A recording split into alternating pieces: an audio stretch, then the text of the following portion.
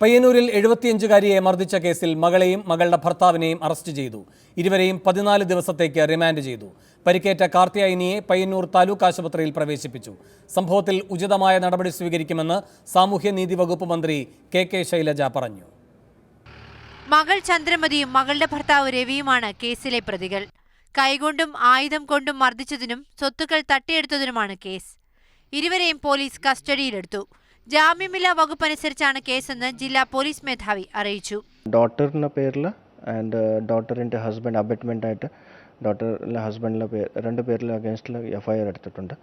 ഇപ്പോൾ ഒരു ഇൻവെസ്റ്റിഗേഷൻ കഴിഞ്ഞിട്ട് ഡിപ്പെൻഡിങ് അപ്പോൺ അറസ്റ്റ് ഉണ്ടാവും. പരിക്കേറ്റ കാർത്തിയായനിയെ പയ്യന്നൂർ താലൂക്ക് ആശുപത്രിയിലേക്ക് മാറ്റി. കഴിഞ്ഞ 24-ന് രാത്രിയാണ് സംഭവം. ബഹളം കേട്ട് തൊട്ടടുത്ത് താമസിക്കുന്ന മകൻ വേണുഗോപാൽ വീട്ടിലെത്തിയപ്പോഴാണ് മർദ്ദിക്കുന്ന രംഗം കണ്ടത്. തുടർന്ന് ഇത് വീഡിയോയിൽ പകർത്തി. ചന്ദ്രമതി മാതാവിനെ ക്രൂരമായി മാനസികമായും ശാരീരികമായും പീഡിപ്പിച്ചുവെന്ന് കാണിച്ച് വേണുഗോപാൽ പയ്യന്നൂർ പോലീസിൽ പരാതി നൽകിയിരുന്നു. ദൃശ്യങ്ങൾ സഹിതമായിരുന്നു പരാതിപ്പെട്ടത്. പിടിച്ചുവലിച്ച് കൈകൊണ്ടും ആയുധം കൊണ്ടും മർദ്ദിക്കുന്നതായി ദൃശ്യങ്ങളിലുണ്ട്. സ്വത്തുക്കളും പണവും സൂത്രത്തിൽ കൈക്കലാക്കിയതിനു ശേഷമാണ് മർദ്ദനമെന്നും പരാതിയിലുണ്ട്. എന്നാൽ താൻ മാതാവിനെ മർദ്ദിച്ചിട്ടില്ലെന്നും കേസിനെ ഭയക്കുന്നില്ലെന്നും ചന്ദ്രമതി പറഞ്ഞു. മാതൃഭൂമി ന്യൂസ്, കണ്ണൂർ.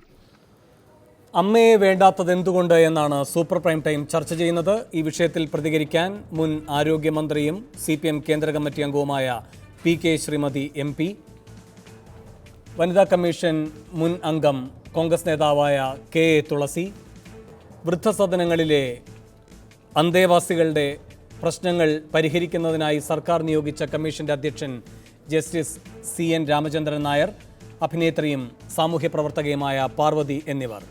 അല്പസമയത്തിനകം KPS ലളിത, സുഗതകുമാരി എന്നിവർ ടെലിഫോൺ ലൈനിലും ഈ ചർച്ചയിൽ പങ്കുചേരും. അതിഥികളിലേക്ക് പോകും മുൻപ് ഒരു ചെറിയ ഇടവേള.